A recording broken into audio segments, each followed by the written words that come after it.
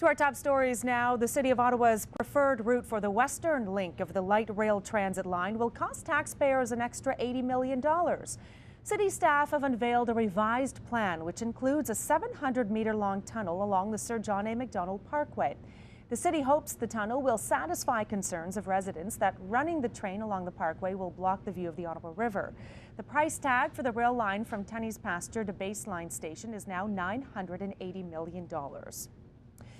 Joining us now at the desk to chat more about LRT is Councillor Keith Egli. Thank you so much, Councillor, for being with us this morning. Thanks for having me. All right, if you can elaborate a little bit more on this Western Link and what the city's decided to do to try to appease the NCC and the residents who live in that area. Yeah, we had an open house about 8 weeks ago, and at that time we heard very clearly from residents that they had a number of concerns, and one was access to the river, the other was noise, and finally the visual impact or look of the train and the impact on the communities. So we also heard similar things from the NCC at the same time. So staff went back and worked with our consultants, and we worked with the various councillors in the most impacted communities. And we came back, we think, with a design that addresses all of those issues. You're never going to get a perfect solution on a project of this size, but we think we've made huge improvements, and more importantly, we've listened. We've listened to the NCC, we've listened to the residents, and we've come up with a design that, you know, effectively addresses those things. There will be safe access and protected access to the river. There will be greened over. So if you're in a house or a condo along the route, you're going to look out and you're going to see green. There will be a slight rise because it'll be bermed over, but you're going to see green. There'll be trees, there'll be shrubs, so you won't see a train going by your window. The NCC though still pushing back on this plan. Still not entirely on board here. No, but I take their statements last night from Russell Mills as quite positive.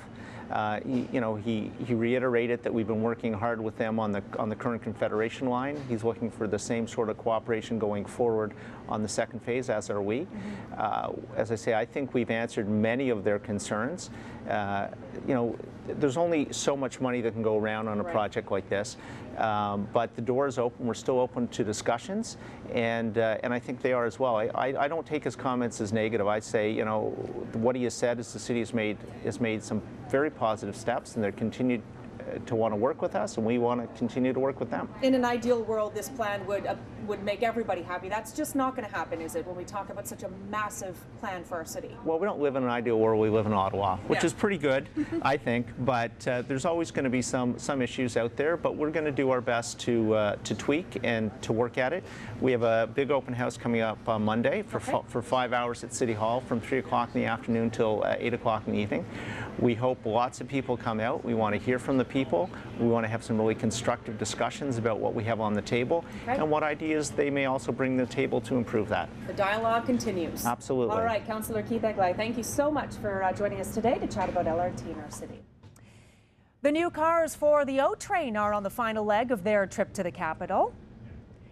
These are the new Alstom trains that will run on the refurbished O train line. The city purchased 6 new trains from the European company at a cost of $34 million. The trains left Germany at the end of May and arrived in Montreal earlier this week. They will now travel to Ottawa on CN and via rail tracks.